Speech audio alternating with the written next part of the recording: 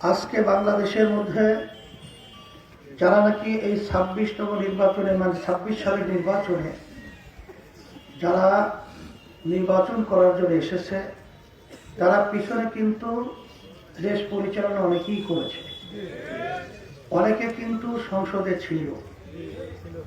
নতুনভাবে আমাদেরকে কিছু দেওয়া বা তাদেরকে পাওয়া চাওয়া কিছু নাই। আর ইসলামী আন্দোলন বাংলাদেশ এমন এক নীতি আদর্শ, যেই নীতি আদর্শটা সে আল্লাহ রাসূল সাল্লাল্লাহু আলাইহি ওয়াসাল্লাম থেকে শুরু করে যদি আপনারা ইতিহাস পড়েন দেখবেন যে সেই নীতি আদর্শের ভিতরে একটা পিপিলিকা পর্যন্ত তার স্বাধীনতার নিশ্চয়তা সেখানে রয়েছে।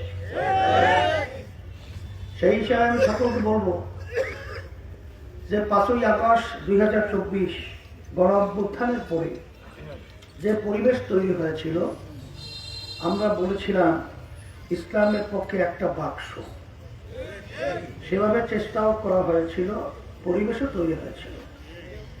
তা আমরা শব্দ ব্যবহার করছি ইসলামের পক্ষে একটা বাক্স, আলহামদুলিল্লাহ তৈরিও হয়েছিল। এখন অনেকে বলতে পারে হুজুর আপনারা এখন আলাদা কেন? এখন আমরা আলাদা হওয়ার কারণ হলো ইসলামের জন্যই।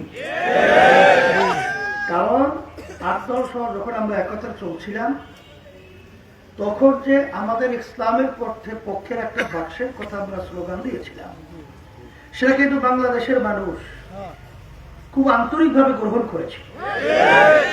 কিন্তু সেই ইসলাম নামক বাক্সটাকে ছিনতাই করে নেওয়া হয়েছে।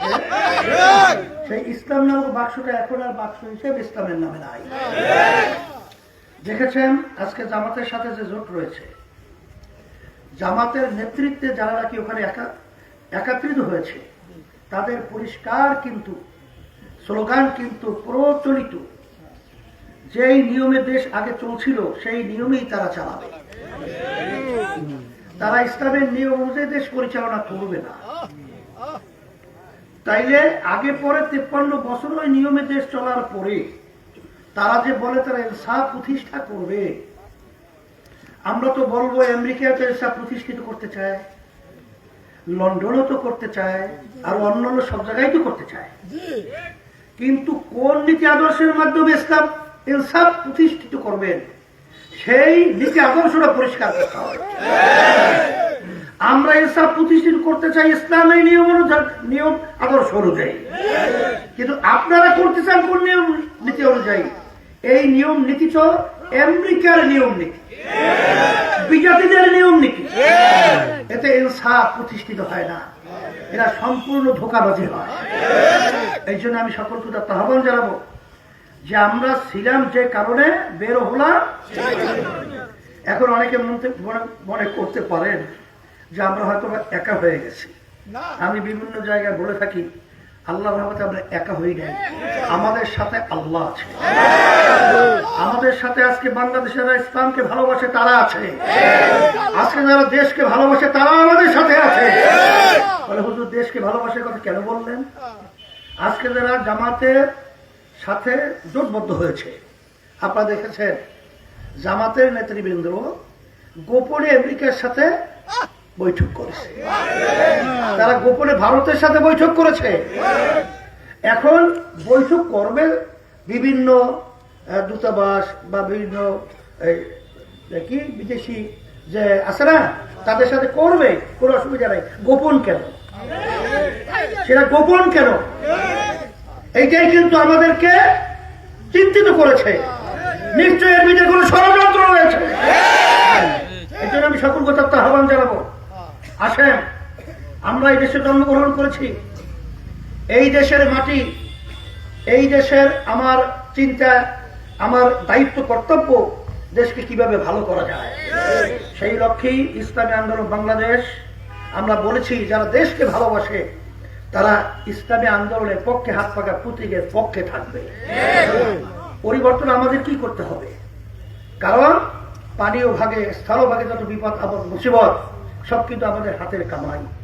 এর জন্য আমি সকলকে আহ্বান জানাবো, আমার বিশেষ করে ইসলামী আন্দোলন বাংলাদেশের নেতা কর্মী এবং মুহিব্বিন এবং যারা ইসলাম প্রেমিক রয়েছেন, দেশ প্রেমিক রয়েছেন, সকলকে আহ্বান জানাবো, যদি আজকে আমরা মনে করি একা, এটা আমরা ভুল করব।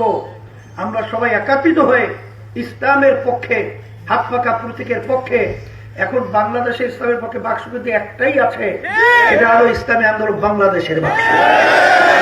সেই হিসাবে আমরা যদি একটা ভোট ইসলামের পক্ষে হাত পাকা প্রতীকে বাড়াতে পারি, তো ইসলামের শক্তি বাড়বে।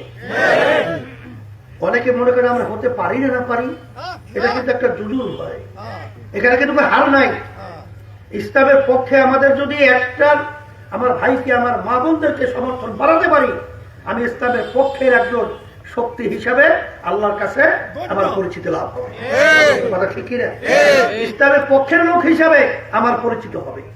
সেই হিসাবে আমি সকলকে বলবো, আমাদের সারা দেশে আমাদের নেতা কর্মী, মুহিব্বিন এবং যারা দেশকে ভালোবাসি, ইসলামকে ভালোবাসি, আমরা সব একাকার হয়ে আমরা ওদেরকে চ্যালেঞ্জ ছুড়ে দিয়ে আমরা ইসলামের পক্ষের বাক্সকে শক্তিশালী করার জন্য এবং হাত পাকা প্রতীকে, আমি বিশেষ করে আমাদের হযরত মাওলানা আবু তালেবের হাতে হাত পাকা প্রতীক উঠিয়ে দিয়ে আপনাদের সামনে আমানত হিসেবে রেখে গেলাম।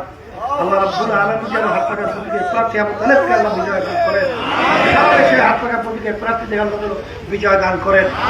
রব্বানা আতিনা ফিদ দুনিয়া হাসানাহ ওয়া ফিল আখিরাতি হাসানাহ ওয়া কিনা আযাবান নার বিরহমাতিকা ইয়া আরহাম।